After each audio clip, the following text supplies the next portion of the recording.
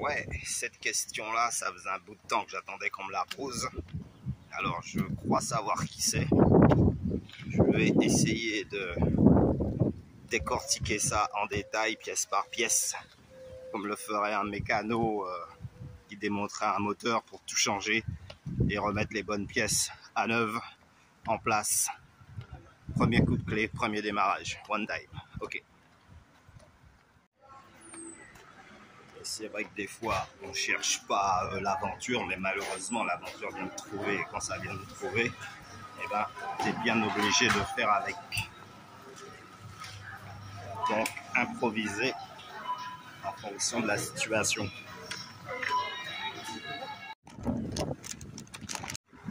Et la question qu'il me pose, c'est que dois-je faire?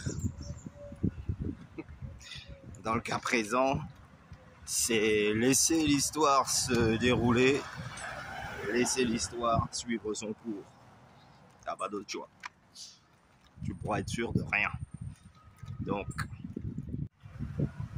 ouais, et c'est vrai que ce genre de relation-là peut poser un dilemme, mais aussi ça peut être une très très bonne chose.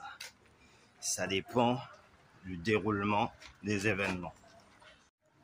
Alors pour une fois, d'abord, je vais faire l'analyse et ensuite je vais expliquer le fin mot de l'histoire. Dans ce genre de relation-là, à tous les coups, soit ça marche à 100%, soit ça s'enclenche, mais alors avec des déviations, des contours, des ronds-points, des raccourcis très scabreux et très dangereux. Tout ce qui n'est pas conventionnel est potentiellement sujet au regard des autres, à l'opinion désuète des autres et aussi à une certaine forme de jalousie de la part des autres, voire même une incitation à tout foutre par terre. C'est-à-dire que d'autres personnes inconnues ou moins connues, voire même des inconnus bien connus, peuvent être amenés à ne pas supporter de voir ce genre de relation marcher bien sans que eux ne puissent y mettre un frein. Maintenant, la vie des autres, la vie du peuple compte peu à partir du moment que deux personnes ont décidé de se mettre ensemble et que malgré les points de divergence ou le non conventionnel de la relation, eh ben, si les deux là ont décidé que glitch, ils s'enclenchent contre vents et marées, cyclones, tornades, tremblements de terre, inondations, eh ben, vous les voyez, ils sont soudés la main dans la main et il n'y en a pas un qui lâche l'autre. Et généralement, les couples qui commencent tard, où il y en a un où l'homme est plus âgé que la femme, et ben généralement ils durent longtemps et ils ont une très très très belle vie. Je l'ai constaté autour de moi, ou même quand le gars il fait un premier ménage. Le premier ménage il marche pas, donc il a des enfants, les enfants grandissent.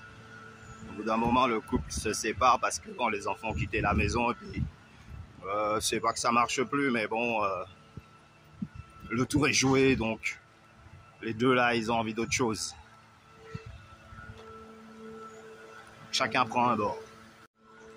Chacun prend un bord, chacun se retrouve tout seul de son côté, chacun essaie de reconstruire sa vie tout seul de son côté. Bon, le gars, il rencontre une jeune fille beaucoup plus jeune que lui, en admettant que il est déjà au niveau de la quarantaine et que la jeune fille est encore, on va dire, maximum 25.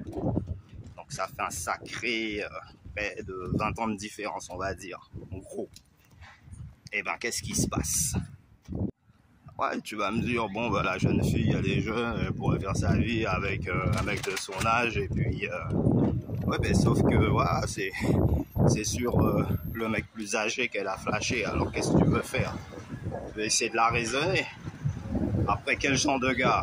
Bon bah, Juan, c'est pas un mec à rhum, c'est pas un mec à cigarette, c'est pas un mec à border avec les amis, c'est pas un mec à nuit blanche inutile, c'est juste un mec au travail, c'est un mec branché sur ce qu'il a à faire, sa vie est déjà organisée, donc je veux dire, après, à part accueillir une femme chez lui, je veux dire, il a tout gagné le gars.